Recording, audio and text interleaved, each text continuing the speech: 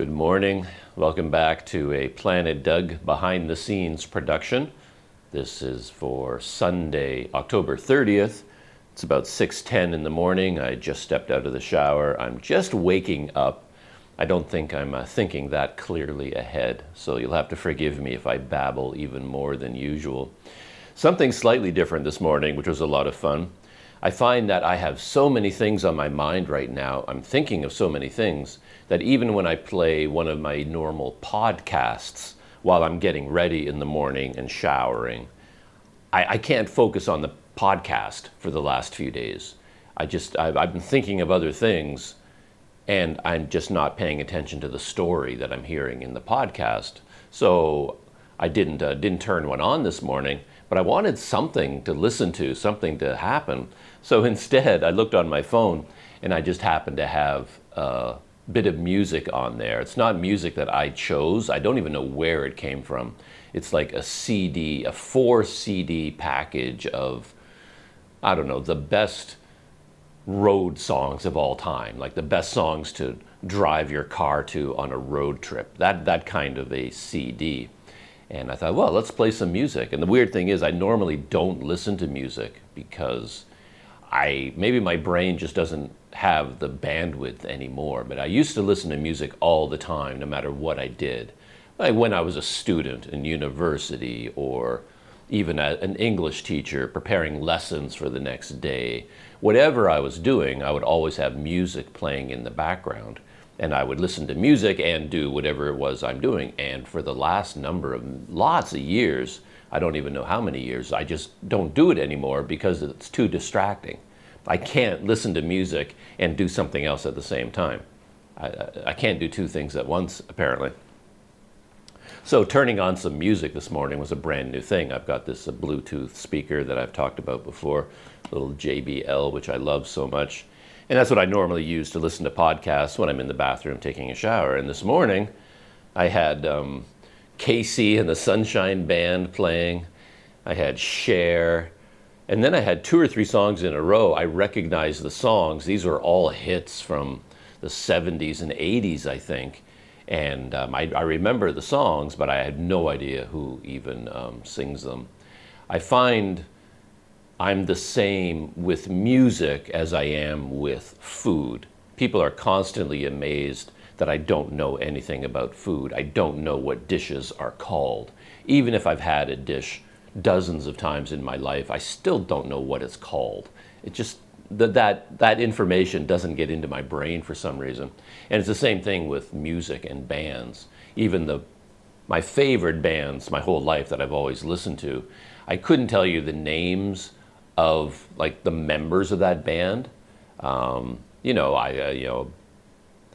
Pick a band, Aerosmith, Guns N' Roses, any rock band. I don't know the names of, who, U2. I don't know the names of the bass player, the drummer, the lead guitar. Sometimes I know the vocalist because their name comes up a lot. But yeah, I just don't remember names. And even to the point of music, very, very famous songs that I've heard probably hundreds of times in my life, and which I was listening to this morning. I don't know who performed the song. I don't know who wrote the song. I don't know anything about them. And I can't hear lyrics either. Just lyrics do not penetrate. So I have no idea what they're singing about. Even my favorite songs for my entire life that I've listened to hundreds of times, I still have no idea what they're singing about. I don't hear the words that they're singing. Which is kind of ironic because when I was living in South Korea long ago, I had a lot of work as a freelancer. I was teaching English, but then I would pick up all this work, freelance writing and editing and studio recording and transcribing. So someone would give me a big audio file, and I would write down whatever the person is saying, and I would get paid to do that. And because of all this work I was doing, I got in contact with record companies. And that turned out to be the most lucrative work that I had in Korea for a large period of time. It was kind of interesting. I worked for, all the big companies, Sony and EMI, and I can't remember the names of all the big record companies even. But what they needed in South Korea was they needed lyrics to the music that they were releasing in South Korea.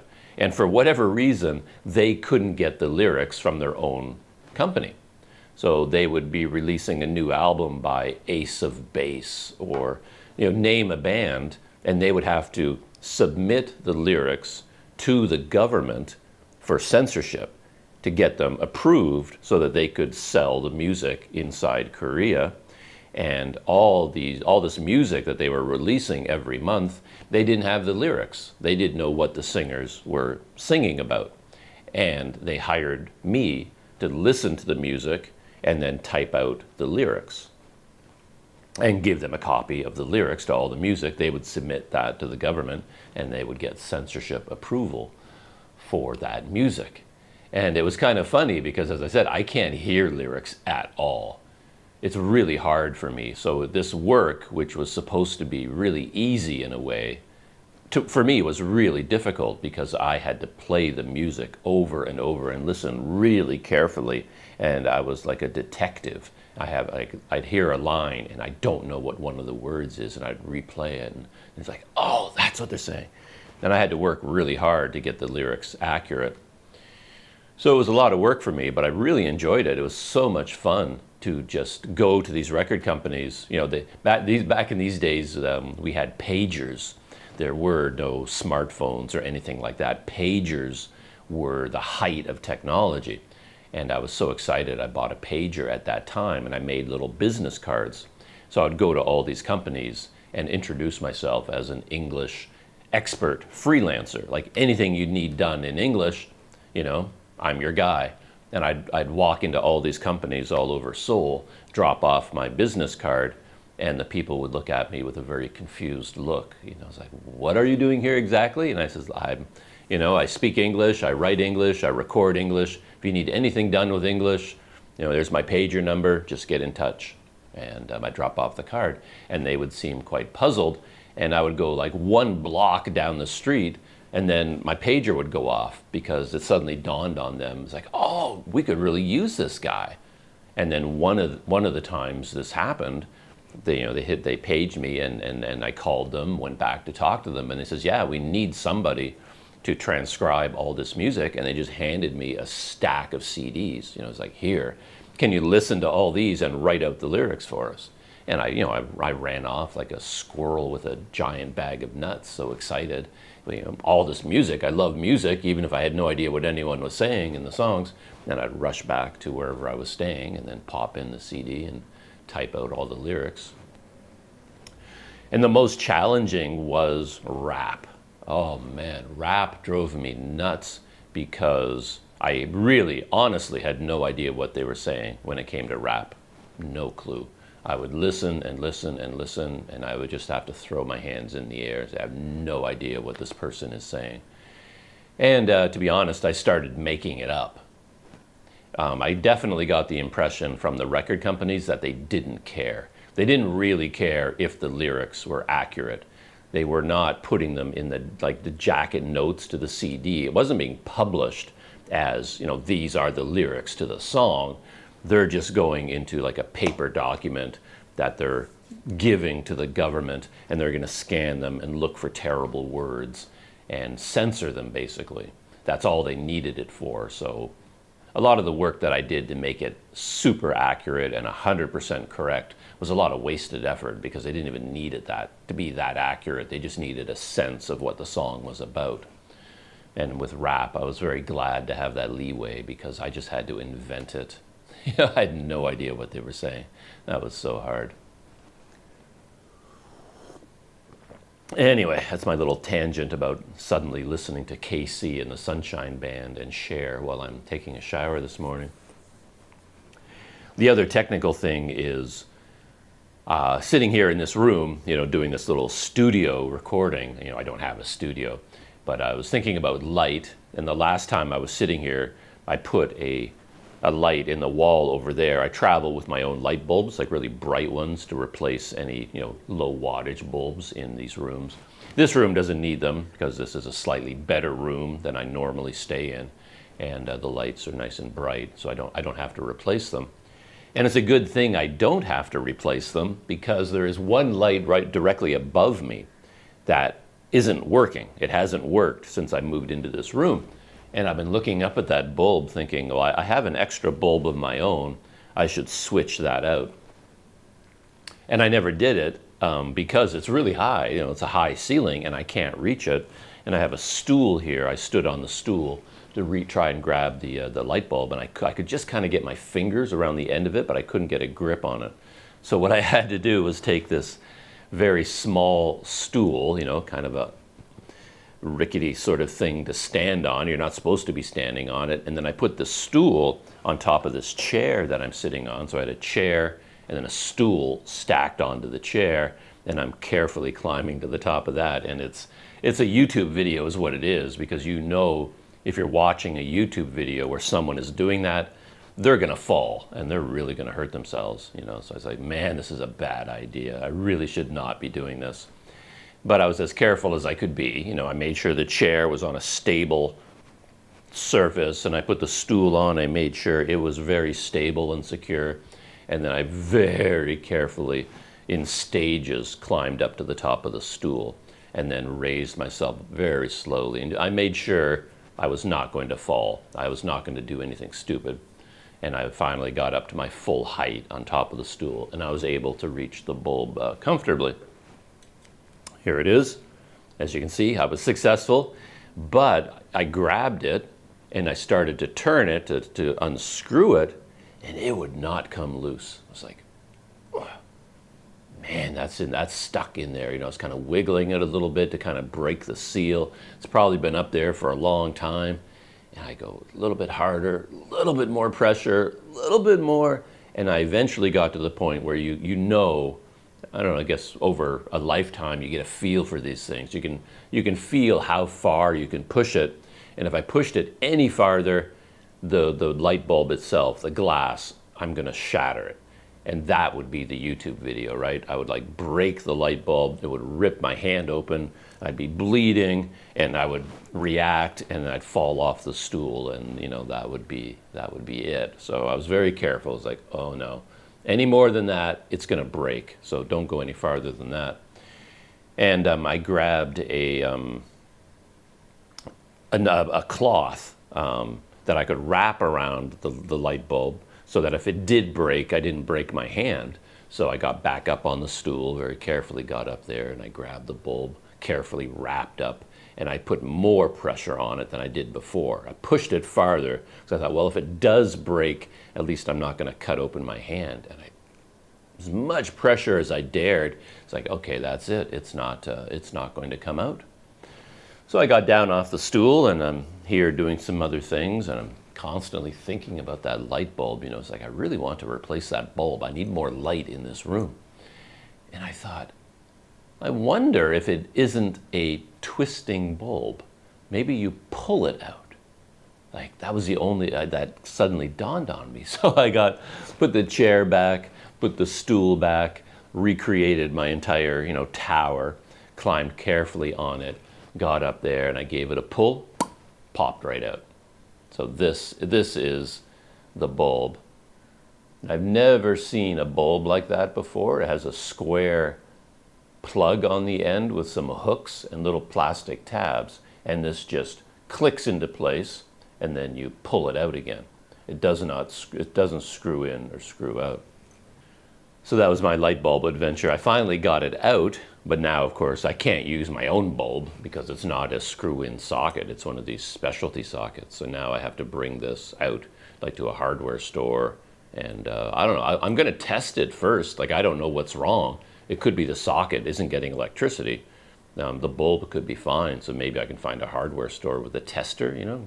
I can plug that in and find out if it works. And if it works, then there's something wrong with that. There's nothing I can do. But if it needs a new bulb, I can either, you know, talk to the hotel and they can give me a new bulb, or I can just buy one at the hardware store. So that's my light bulb adventure. And as for the last couple of days, it has largely consisted of meeting Jamie for coffee, meeting Jamie for breakfast, shooting video before and during those, the 2 times I got together with Jamie, this American guy that is in town now and got in touch with me, and editing, working on videos. That's basically been my life over the last couple of days. I haven't had any, big adventures, gone out somewhere new or anything like that. But I've really enjoyed the last couple of days. The first day, I got together with Jamie. I shot a video about my trip to go meet him, and then a little bit of our get-together there. Jamie got in touch with me a few days earlier. He was coming to town, coming to Kuala Lumpur, and he said, he'd be arriving on this day, and he would get in touch with me, and then we can meet up. And we arranged to meet at a Starbucks at the Berjaya Times Square, which is it's kind of in between. He's staying in Pudu. I'm staying here in Chinatown, and this seemed to be, we tried to find a place that was like in the middle. We could sort of meet in the middle. So we're looking, he'd seen my videos about Starbucks, how much I love their lattes right now. So we thought, well, let's find a Starbucks sort of midway between where we're staying. And we ended up at this one at Berjaya Times Square because it opens at 7:30. The other ones that I found didn't open until 10 or something like that. And Jamie likes to wake up and get going early in the morning, just as I do. Quick aside, speaking of getting up early, while over coffee we were talking about various YouTubers that we watched, that we knew about. And Jamie told me that he had a really interesting experience because he was arranging to meet me, technically a YouTuber, and he was at another Starbucks, or he was in a shopping mall. I don't think he went to the Starbucks at like New Central, or maybe he was in the Starbucks. I can't remember that detail. And he saw another YouTuber, a guy here in Kuala Lumpur, an American, I think, also, Bill Price. His channel, he calls himself the International Big Shot. And Jamie knew him because he watched his videos. He was interested in anything going on in Malaysia, in Kuala Lumpur. So if he saw a YouTuber walking around KL shooting videos, he watched them, which is how, one of the reasons he was watching my videos. And he was watching International Big Shot, and then he saw the guy. And he went up and talked to him. Says, Bill. And they ended up sitting down and having a good conversation. He got a chance to talk with Bill. And so he was telling me this story, and in fact, Jamie and myself and the International Big Shot were all meeting for coffee on Monday morning. So yeah, the 3 of us are going to get together. So that's going to be interesting. I didn't know of Bill Price or his channel, International Big Shot. So after I found out about it, I tracked it down. And I was watching a couple of his videos, and I had to smile because he sounded like me in so many ways. Jamie and Bill and I were sort of the same generation. We're not young kids or anything like that. And perhaps that's part of it. We all talk about how early we get up in the morning. And Bill, he's got us all beat because in the middle of his video, he talked about being up at 4 in the morning. And I'm like, man, 4 in the morning, that's early even for me. So you win, Bill. You win the getting up early in the morning competition. If there is such a competition, you are the champion because, yeah. I may be awake time to time at 4 in the morning, but it's pretty rare that I'm getting up and ready to face the day that early. But he was out walking around and talking about how early he got up in the morning. He has a towel over his shoulder because he gets so hot and sweaty. He's talking about that, and I can relate to that. And in this video that I watched, I think I've only watched one of his so far, when he was walking.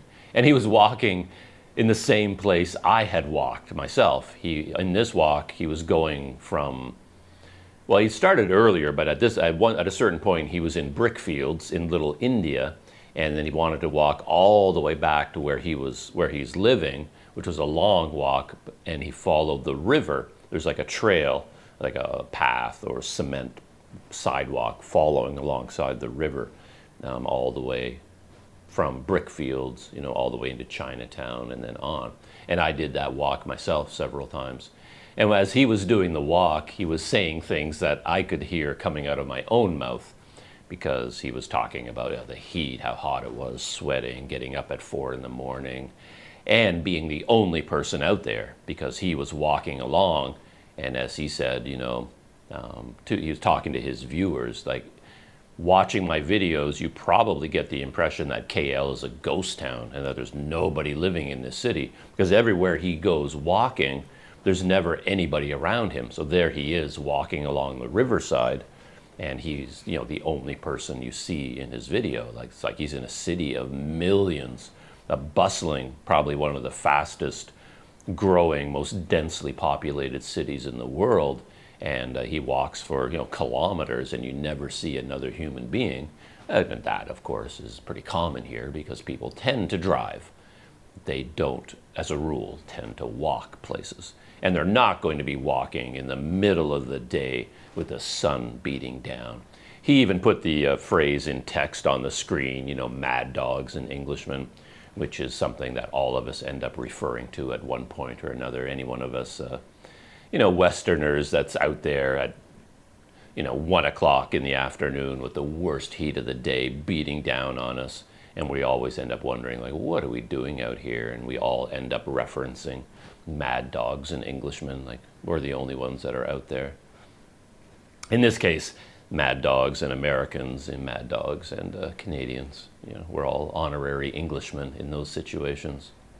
So yeah, meeting up with the international big shot and Jamie on Monday. Yeah, looking forward to that. Luckily, we're not meeting at 4 in the morning. He took pity on us, and I think we're meeting at 8:30. So a nice, reasonable time to get together. So yeah, for me to go meet Jamie at the Starbucks, I did the Mad Dogs and Englishmen thing. I walked there. We were meeting, as I said, at Berjaya Times Square. And it's a bit of a weird place for me to get to because there is an MRT station there. Well, there isn't. There's a monorail station there.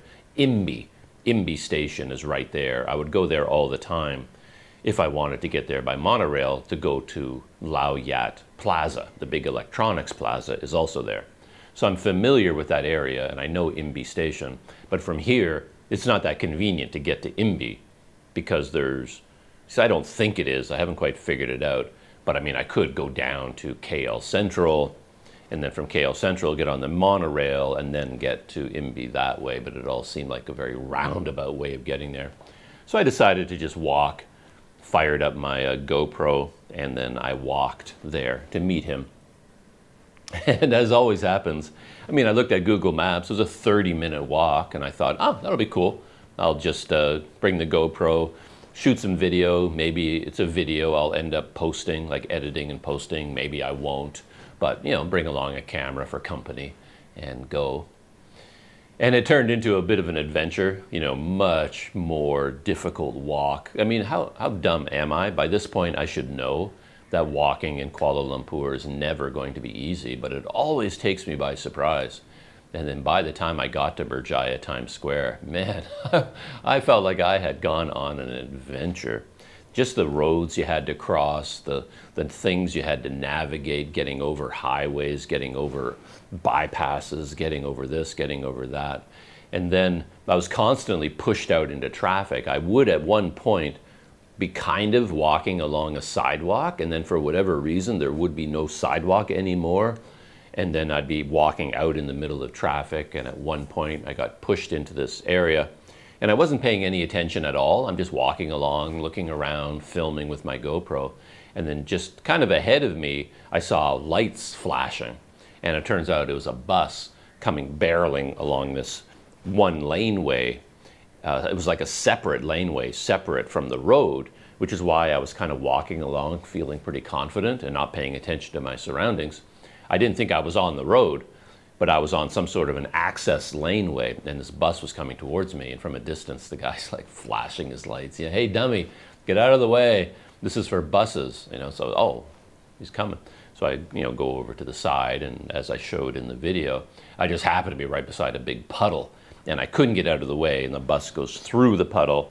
He didn't go by at high speed or anything like that. It's not like I got a face full of mud puddle, But, you know, the water from the puddle kind of sloshed over my sandaled feet, and then I'm slapping along with wet feet from that point forward. That was kind of funny.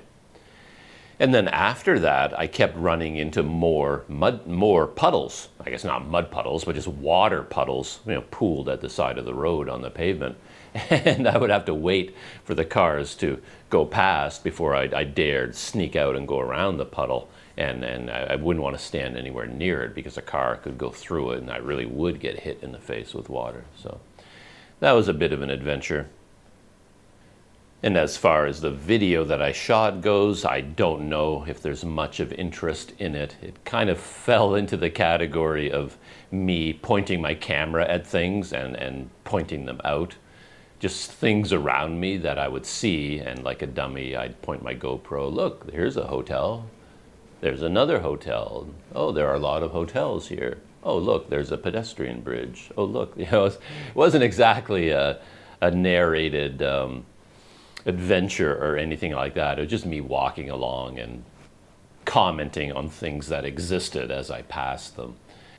One thing I noticed, though, that as I was editing that video, is how boring it struck me in the terms of the way it was framed, because I've gotten used to shooting with my 360 camera.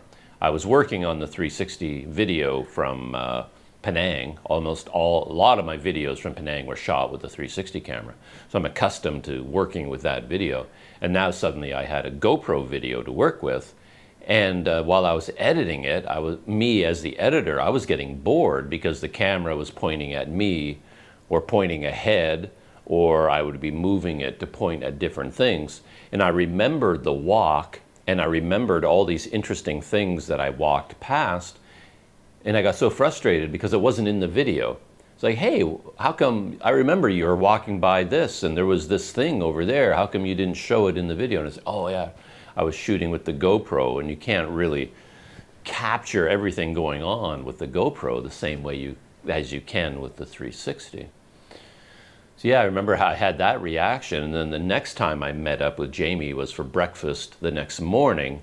I contacted him, and I'll tell this story in a minute. We're going to go have breakfast at a local market, and I decided to take the 360 camera because it was going to be inside a very busy, crowded market with a lot of interesting things going on, and I wanted to have all of that on video.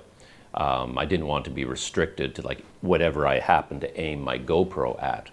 So I took the 360 camera instead, and I was like very happy with that decision when I brought the camera. But then yesterday I copied all the video into my phone because I have to edit it on a phone. And then I started editing that video because you have to take 360 video and reframe it first before you can even start editing. And once I started that process, I kind of went, okay, this is why you may not shoot with 360. This is going to take a long time. The time commitment for reframing 360 video is considerable, and I'm trying to think of ways I can make it faster and more efficient. I just finished editing and uploading. I had my phone working last night, all night long. It was uploading a video from Penang. Finally. And I say finally because getting that video done was such a long process. There was a day when I got to the point where I could start working on this video, and I started reframing the video at 11 a.m. I'd worked on other videos in the morning until I got to 11 in the morning, got out my phone, says, okay, let's get to work on this Kek Lok Si video. And I fired up the very first clip that I shot that day, and I watched it all the way through, scanning with 360 video just to get a sense of what the video was about. So, okay, how do I want to shoot this?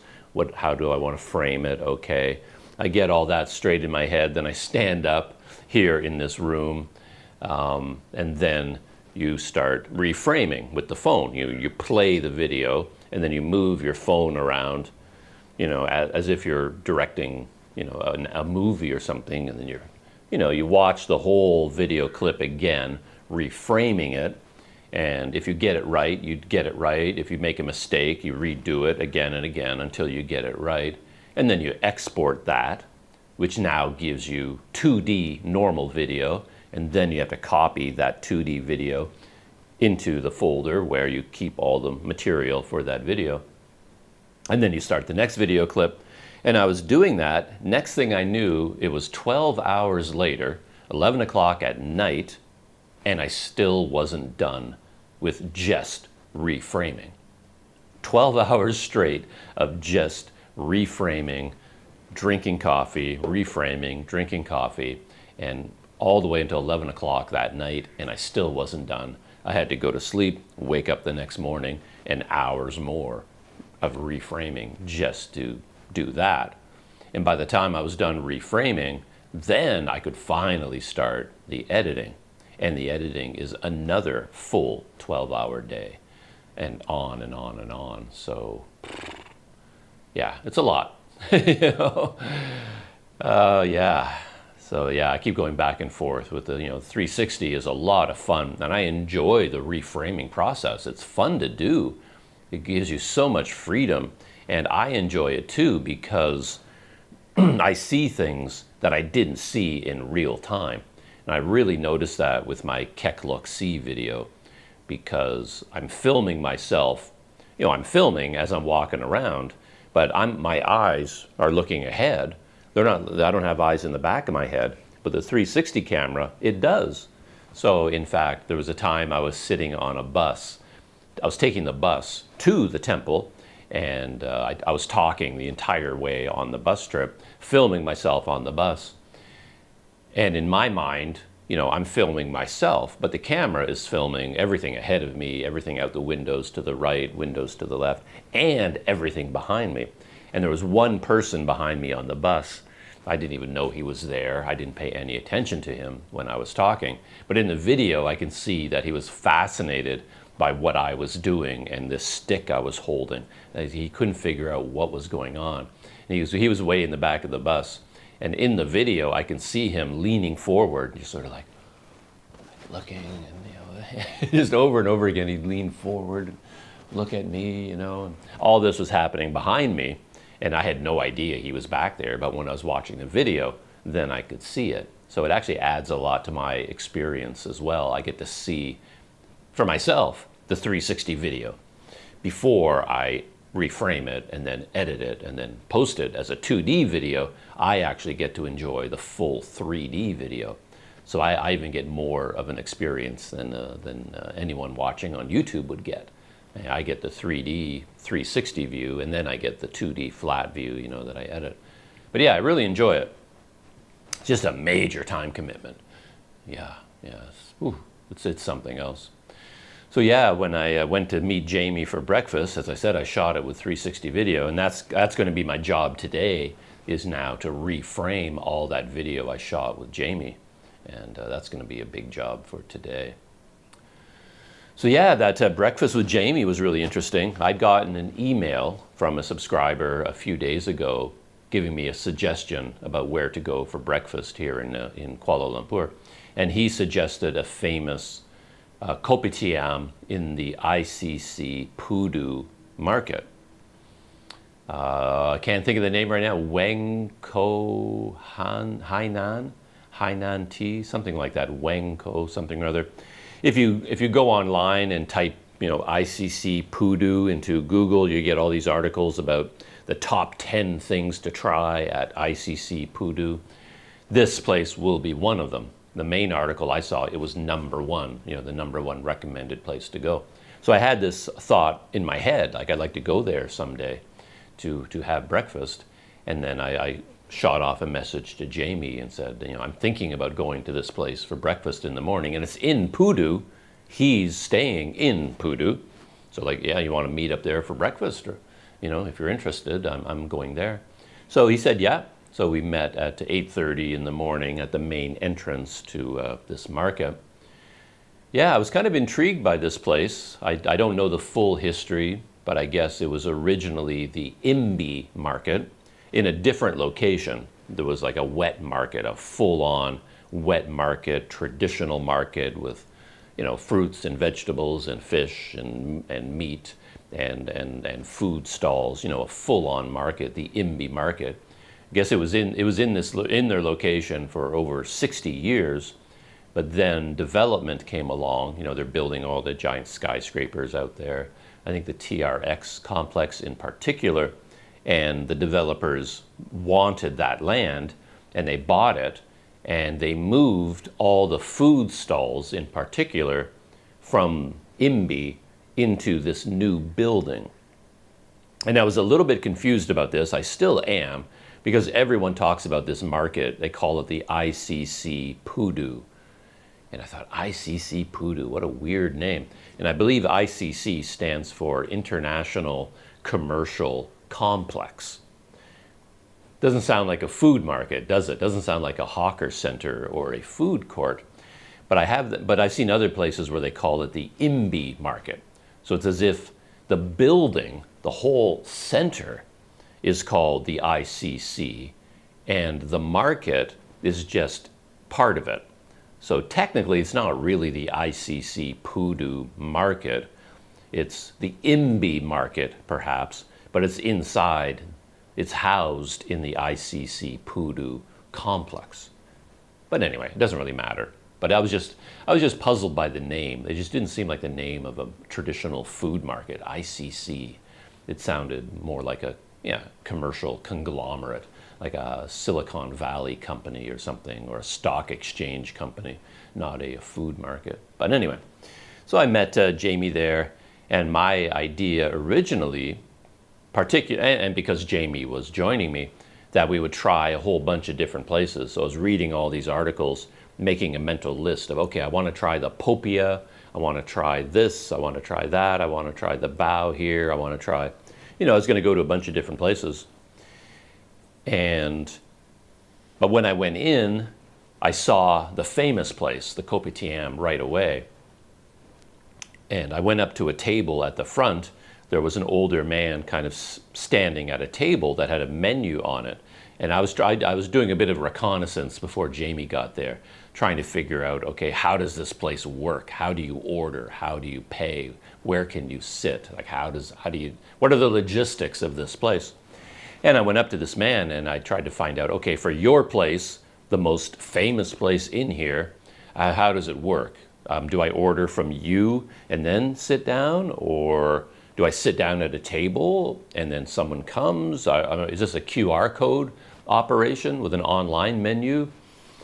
And the man was a little bit flustered because he didn't speak English, or he didn't speak English well. However, I think over time, they've developed a system to overcome the moments when the foreigner walks in because he heard this place was famous. And the older man was like, okay, wait a second, I got a guy for you. And then he called over to the back, and then a young guy came up, and it felt like he was the designated host for foreigners who show up. And this guy was amazing. I mean, he blew my mind.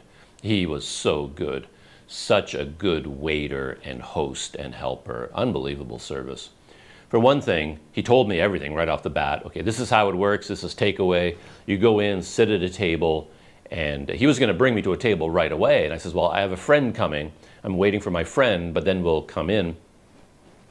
And I didn't know Jamie wanted to eat there or not, but I thought, well, at least we can sit there, have a coffee, and chat, or have one of their famous Hainan teas, which is what they serve there, not coffee. More about that in a minute. And then, so I kind of had to pull back a little bit and says, no, I'm actually not ready right now. And he said to me, well, shall I reserve a table for you? I was like, what? What? I says, yeah, that would be great, if you could. And he says, yeah, table for two. And then I saw him walk away, and he grabbed one of these ready-made reserved signs, put it on a nice table for two, and then he indicated, okay, this is your table, good to go. So I was like, man, that is amazing. So then I went outside. Jamie showed up 8:30, and then we went in, and we had a reserved table. The same guy was tracking us. He saw me come in with Jamie, and we sat down. Jamie kind of made a beeline for this other place he saw, had a kind of a food there that he was really interested in. And so I was sort of sitting at the table on my own. Jamie was getting some special food that he wanted. And then the waiter came up to me and he's got the menu and he basically laid it out for me. Because he knows what the deal is. I'm there because they're famous. And because they're famous and I'm a foreigner, I want the dishes that they're famous for. So he's like, I know why you're here, and this is what we do, and this is what we're known for. We're known for our, the toast and the soft-boiled eggs, the classic, kopitiam kind of breakfast, and their signature drink. And the signature drink, I found out after reading about it, is a Hainan tea. But what makes it special, I guess, is not just the tea and how they make it, but it's a combination of tea and coffee. And the founder of this place, I think he founded it in 1964, and it just was very, very popular because of the high quality of their Hainan tea. The drink that they served, everybody loved it, and they got a reputation for making very good Hainan tea, and it's been gangbusters ever since, and their entire reputation is based on the flavor of that Hainan tea. And the waiter's like, okay, that's our signature drink, so that's probably what you want. And then he went away, and I had a chance to look over the menu, and then when he came back, I says, yeah, I'll take, like, exactly what you said, that's what I want. I'll take the toast, I'll take the soft-boiled eggs, and I'll take the Hainan tea. And the guy was so helpful. Yeah, it was really, really something. Really enjoyed my meal there, mainly because of him.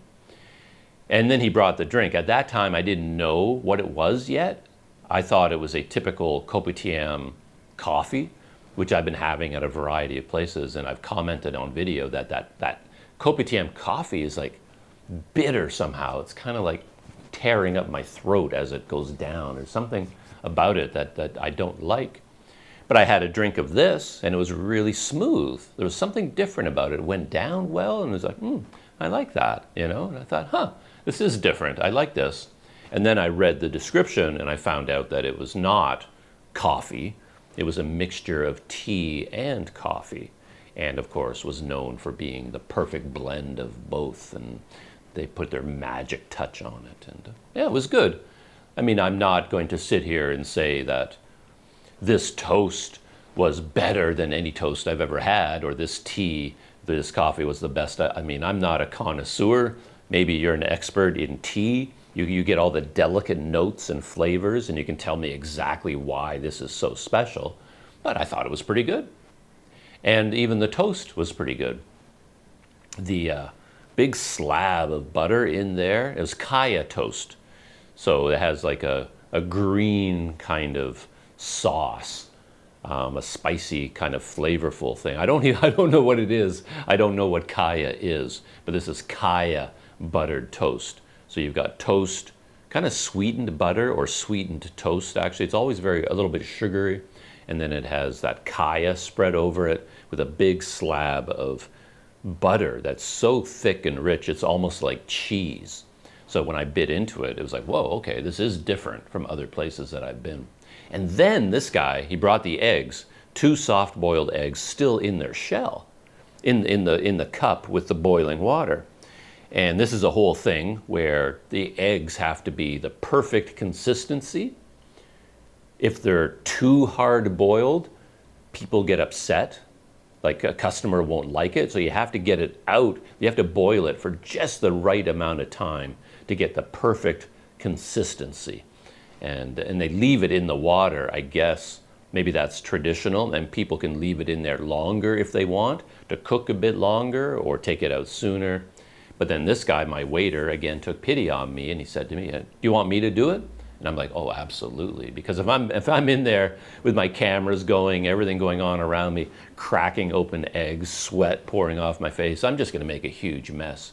And this guy has cracked open 1 billion eggs in his storied career as a waiter and as a good host. So he just grabbed the eggs, like one crack, split, next egg, crack, split.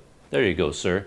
And then he told me, you add this and you add this and you stir it up, and then you dip your toast. And he laid it all out for me. And that was amazing. Oh man, I love that guy. I want to hire him and just have him follow me around in Malaysia, for the rest of my time here, and just sort of smooth out the way. That would be so nice. Yeah, great service. Which, to be honest, surprised me, because before I went there, my friend recommended it in an email, said you gotta go check this place out, and he said in his email, if you're feeling adventurous. So he's like, it's a good place, but only if you're ready for an adventure, right?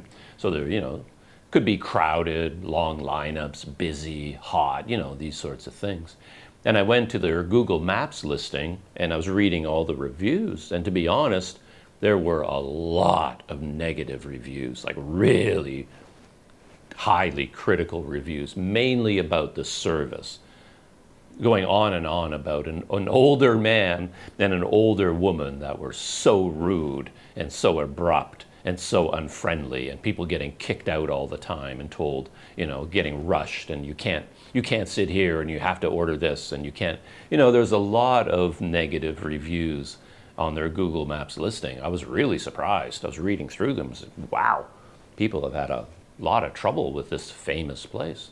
So I was kind of thinking about that when I went there, and I wondered if this flood of negative reviews from customers led to supermen like my waiter. Like maybe they were aware that they were getting this reputation, and they thought, okay, we better up our game as far as service goes, and they hired and trained men like my waiter who spoke English very well. And they rolled out the red carpet for me and Jamie. Really did. So, yeah, I was surprised. I was expecting a little bit of a rougher atmosphere. I didn't expect the service to be that great based on what I was reading, but it was like amazing service. So go figure. You can't always trust what you read. Your experience of a place may be different from what other people experience. So I was actually enjoying this Hainan tea, and I'm enjoying my toast and my eggs. I got it all stirred up. I'm eating it. I'm reading all of the menu history of the place. I'm taking pictures of everything. And this whole time, there's no Jamie. I don't know where he went. But it turns out the dish that he was getting was really popular, and there was a big lineup. So he had to stand in line. And I guess he put in maybe a special order.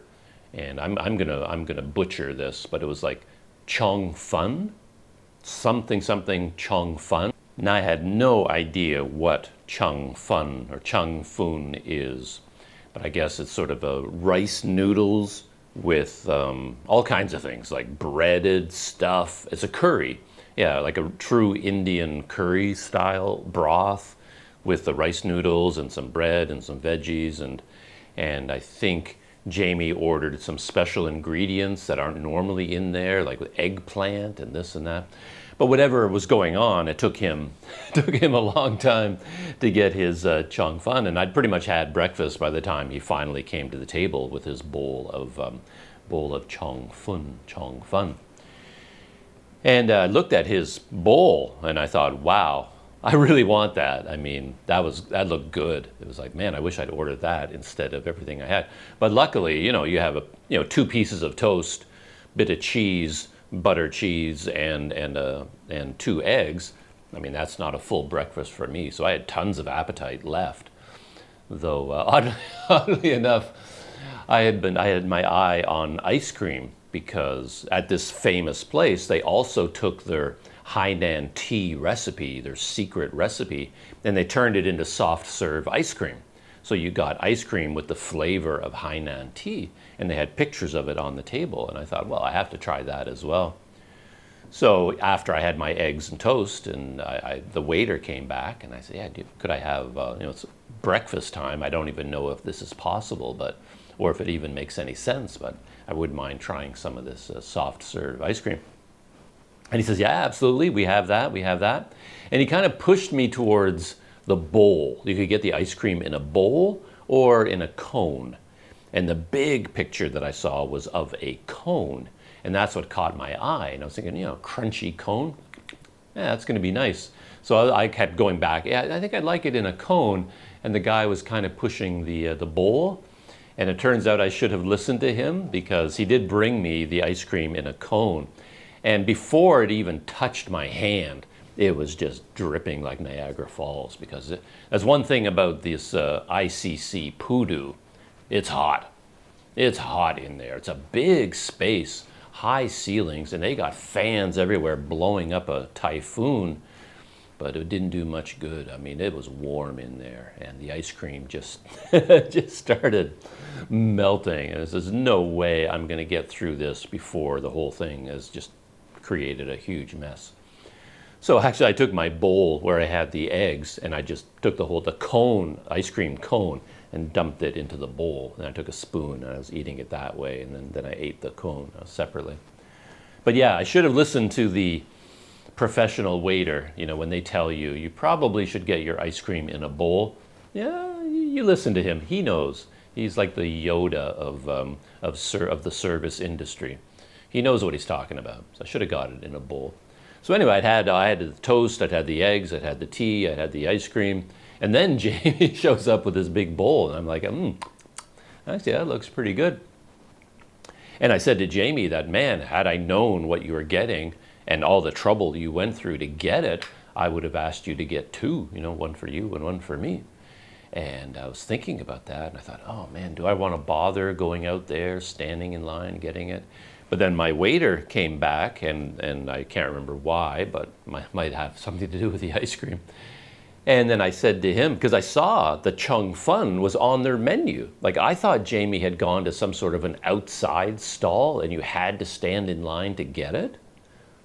So I don't really understand what happened there, because then I looked at the menu and there it is right on their menu. Like, you could order it from your table.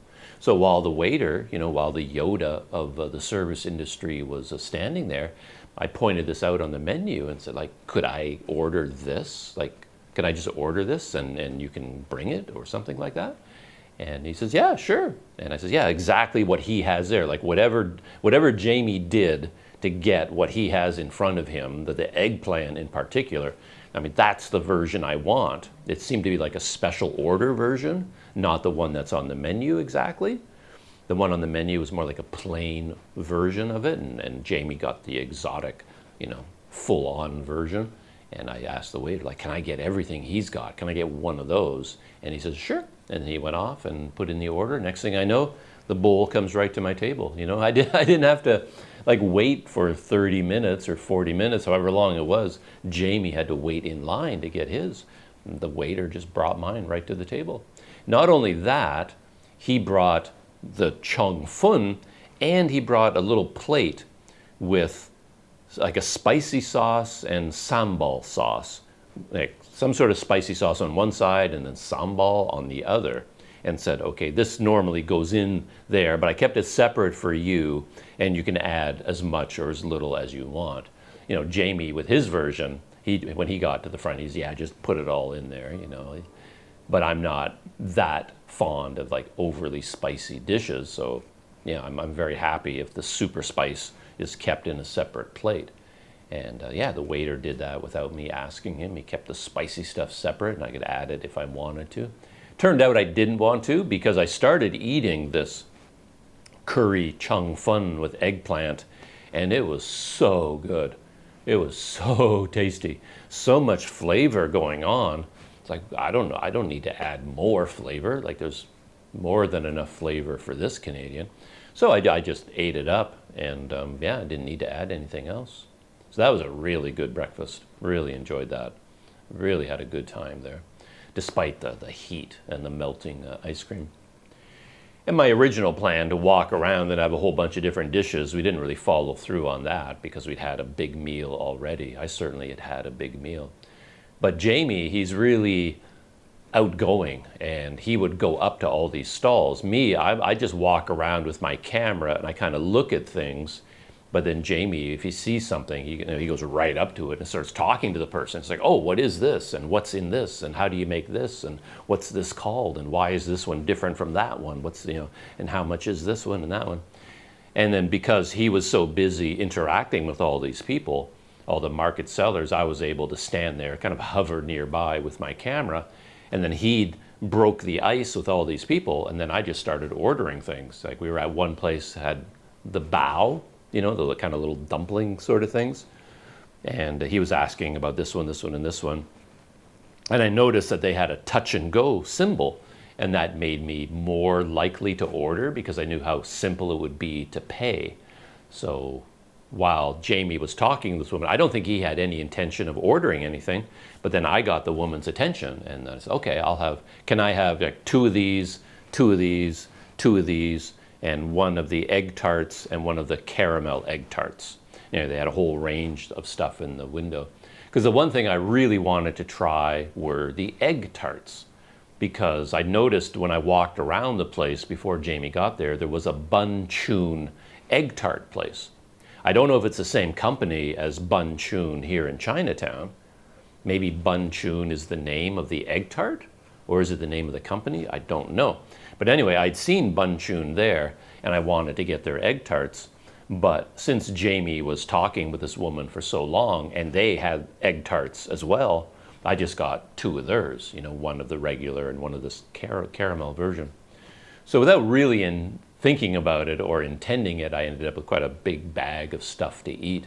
And then Jamie ordered a couple of the tarts for himself, and then we went and sat down somewhere, and then powered through all of those. Yeah, I enjoyed that quite a bit. But yeah, that was a lot of food. By the time we finished that, and I almost ended up getting popia as well, but I don't think I had enough appetite for a big roll of popia. So I'm going to have to go back there, I think, to get the popia sometime.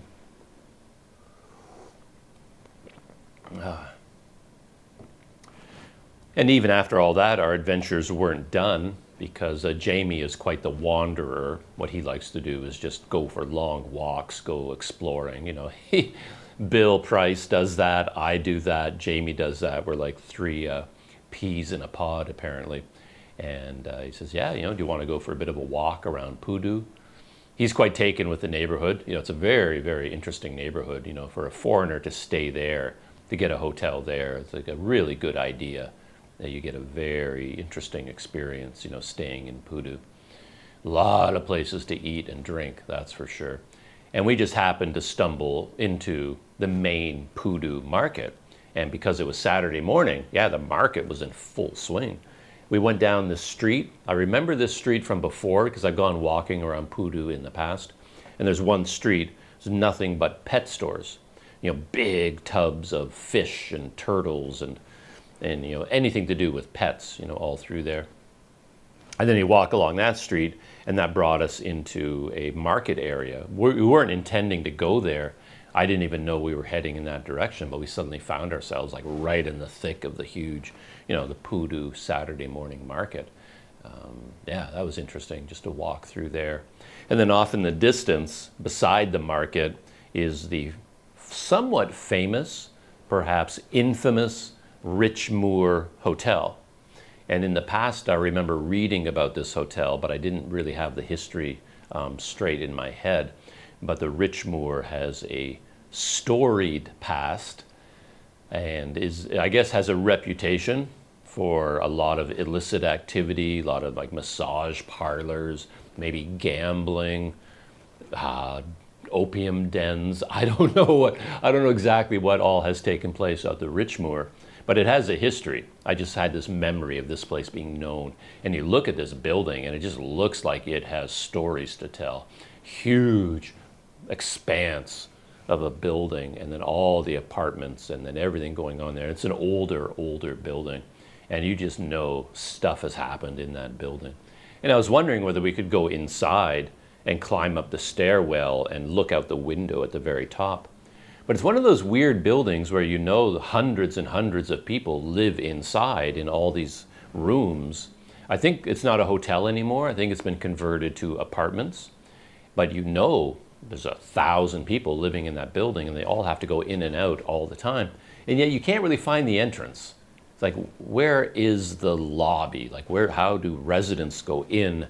Where's the elevator? Where is the stairwell? I can never find them in these buildings. And I didn't do a real hard search. But I just had this vague idea it would be nice to go inside and climb up the stairwell. But I never did see an entrance anywhere. And Jamie and I ended up just walking around the outside. And then we walked down this alley to get to the other side of the building. And that was a very interesting alley. I don't have any video of it, unfortunately. But it was essentially an outdoor massage parlor.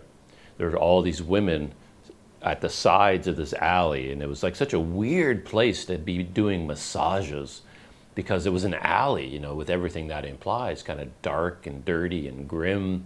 But there were all these chairs everywhere and all these older men kind of lounging in the chairs, getting these massages. And then you kind of had these open doorways here and there. And you sort of had a feeling like you're not supposed to be here. There are things going on here that people are trying to keep private.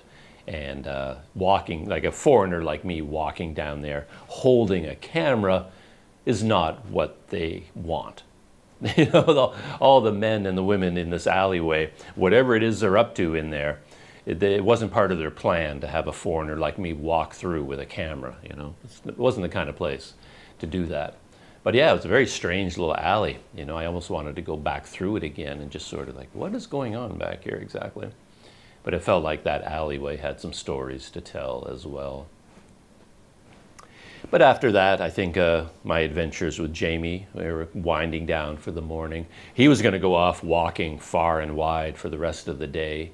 And I had plans, you know, I had things to do back here, all my video editing. So I said goodbye to Jamie, hopped on the LRT at Pudu station, came back here, and yeah, that was my breakfast adventure with Jamie. Yeah, really enjoyed that. Great breakfast.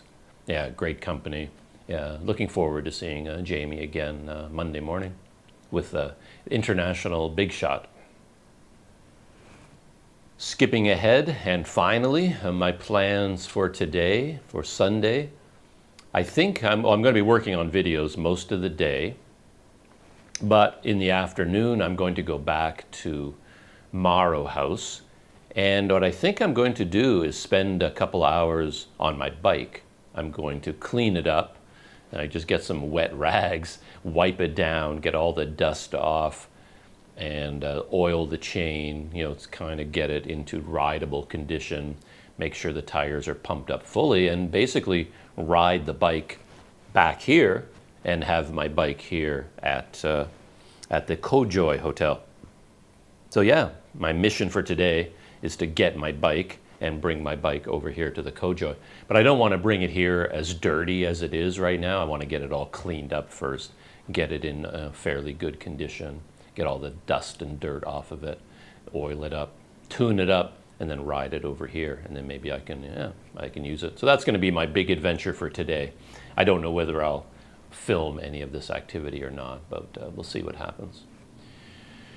And with that, I think those are all my thoughts for this morning. Some stories from the last couple of days. I have my second cup of coffee underway. This is really good. I like this Nescafe dark roast. Nice change. Maybe I'll fire up some more KC and the Sunshine Band on my little speaker, listen to some music, and settle in for editing some video this morning. And with that, shutting down. Hope you're having a good day out there, and I'll see you in the next video.